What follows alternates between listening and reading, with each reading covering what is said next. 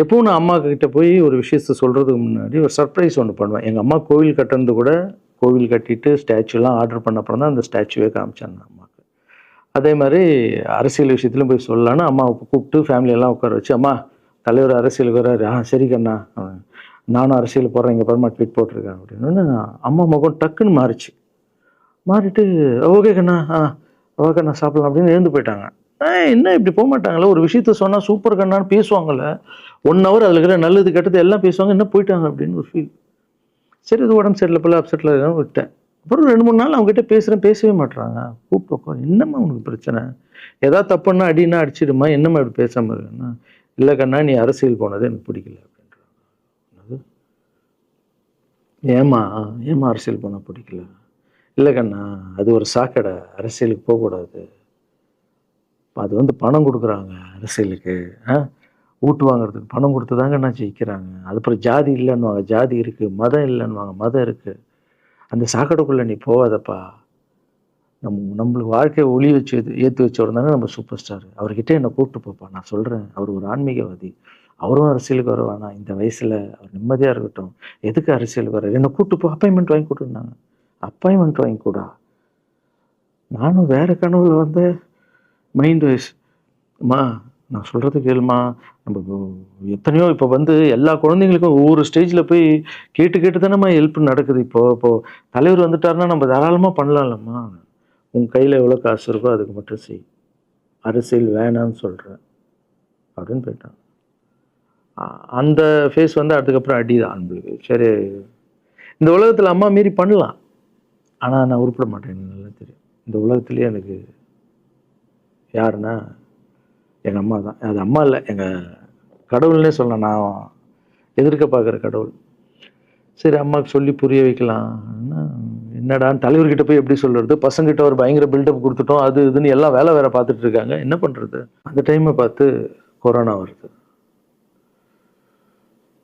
ஒரே ஷாக்கு, வெளியே போக முடியாதுன்றாங்க, இல்லைன்னா முடிஞ்சு போச்சு, பிரச்சாரம் பண்ண வெளியே போக முடியாது, தலைவருக்கு உடம்பு சரியில்லாமல் போகுது, ஹைதராபாத் ஷூட்டிங் போகிறாரு உடம்பு முடியல, அப்படியே எல்லாமே கொலாப்ஸ் ஆகுது.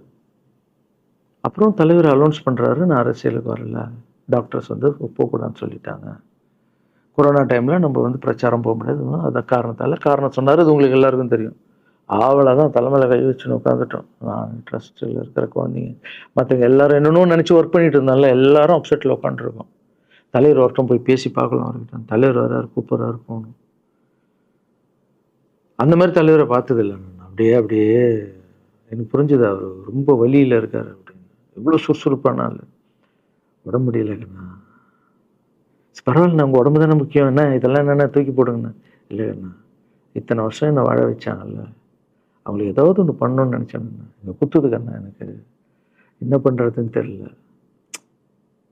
ரொம்ப கஷ்டமாக இருக்குது அப்படின்னு. அண்ணே அதை விடுங்கண்ணே எல்லாம் அப்படின்னு அவர்கிட்ட பேசிட்டு, அவர் வந்து அப்போது நான் முன்னாடி பேசும்போது அவர் சொல்கிறார், நான் கூட பதவிக்கு வரணும்னு ஆசைப்படல, இன்னொரு நல்ல ஆள் படித்த ஆள் அங்கே நிற்க வச்சு பார்ப்போம், யாருன்னே சொல்லுவேன், யாருன்னு கூட சொல்லலை, அது அப்படியே போச்சு, அவர் மனசுக்கு மட்டும்தான் தெரியும், யாருன்னு கூட சொல்லலை. ரொம்ப அப்செட்டாக இருந்தார். சரி ஓகே இதுவும் கடந்து போகணும், அப்படியே கடந்து போச்சு. எனக்கும் காஞ்சனா படம் அது இதுன்னு வந்து பெரிய ஹிட் ஆகுது. அதுக்கப்புறம் யாருக்கிட்டேயும் நீங்கள் வந்து யாரும் எனக்கு ஹெல்ப் பண்ண வேணாம். முதல் நாள் நான் வந்து கலைஞர் ஐயா கிட்ட ஹெல்ப் கேட்டேன், அவர் வந்து ஒரு சில குழந்தைங்களுக்கு ஹெல்ப் பண்ணார். அதுக்கப்புறம் அன்புமணி ராமதாஸ் ஐயா, அவரும் ஹெல்த் மினிஸ்டர் இருக்கும்போது அவர் ஒரு சில குழந்தைங்களுக்கு ஹெல்ப் பண்ணார்.